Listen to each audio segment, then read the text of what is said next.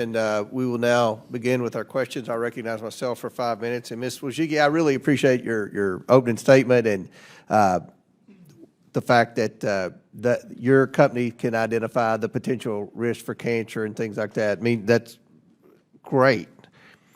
But let's talk about, our concern is the national security risk of what happens with the data and how it can be used against consumers. And we're very concerned about that because there's a precedent here where companies with Chinese influence have stolen data.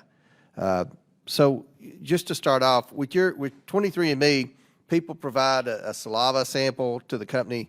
What tests are run on the sample? I appreciate the question.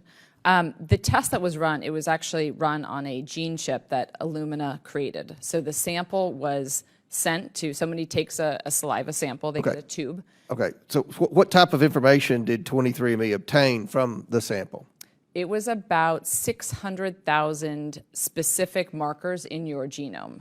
So markers that are known to vary between humans, known as SNPs. Okay, so are the samples tested for, they're obviously tested for genetic markers, correct? Correct. So 600,000 genetic markers. What's the purpose of testing the samples for genetic markers? Can you explain that? Yeah. The purpose for it was really twofold. It's people have the opportunity to learn about their ancestry, where they're from in the world, potentially areas that they did not know about.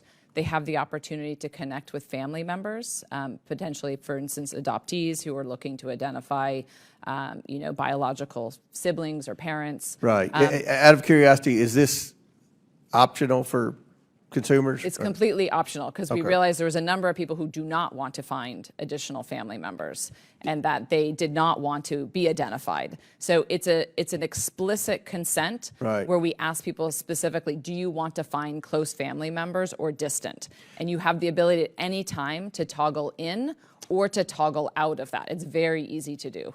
So did 23andMe also track genetic markers over time in order to conduct long-term health studies? We did. So we also specifically tested on markers that are known to be predispositions for health conditions. So in my testimony, for example, I talked about the BRCA1. We specifically identified that there were a number of people who were not able to get their BRCA results because of the barriers that the insurance industry or the societies have put up. So we found actually about 20 to 30% of our customers were learning that they had potentially like a really detrimental genetic variant that put them at very high breast cancer risk, and they couldn't otherwise get that information. So you use this type of testing during COVID-19. What was the purpose of that? Well, it was the same test that we started with in 2006. It was the same test going forward. We were very consistent. What were the results? It was the same. It was the same types of results. Where did the data information from DNA swabs go once testing was complete? So we worked with LabCorp. LabCorp had been our partner for 18 years or so. So it went to LabCorp. They have an office in LA as well as in North Carolina. So did the data get uploaded to a database?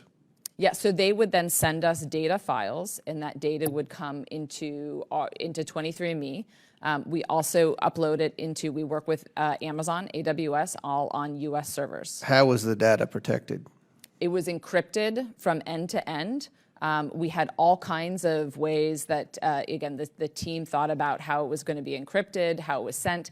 It also, I should be super clear, had no identifiable information when it was sent to LabCorp or when we received it. So how long does the data stay in that database? How long?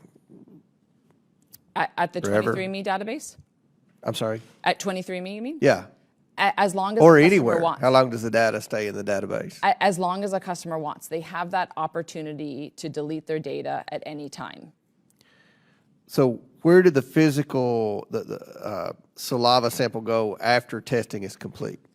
The physical saliva sample would go to LabCorp, and customers had the ability to say, do I want my saliva sample stored or not stored? And the reason why they might want it stored is, for example, we were offering in the future, potentially you would want to upgrade, you'd potentially want to get a different type of test, or if there were additional services. So we offered biobank. If it wasn't stored, what happened? Did it get was discarded. It was discarded. Correct. You're sure? We are sure. Okay.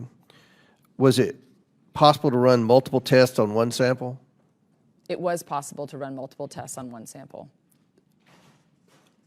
Okay, the last question. Under your leadership, did 23andMe scientists ever run multiple tests on a single sample? And if so, were customers notified about the additional tests?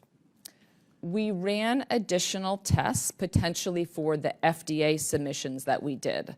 So in order to do validation studies, we would find customers with potentially very rare variants, and we had to do an additional type of test, sometimes called Sanger sequencing, to prove to the FDA that the results we were generating were indeed accurate. Okay. So we also, so let me also be clear, we also sometimes did additional research studies. So we would occasionally look and say, let's do whole genome analysis for additional research studies. Okay. Thank you. Chair recognizes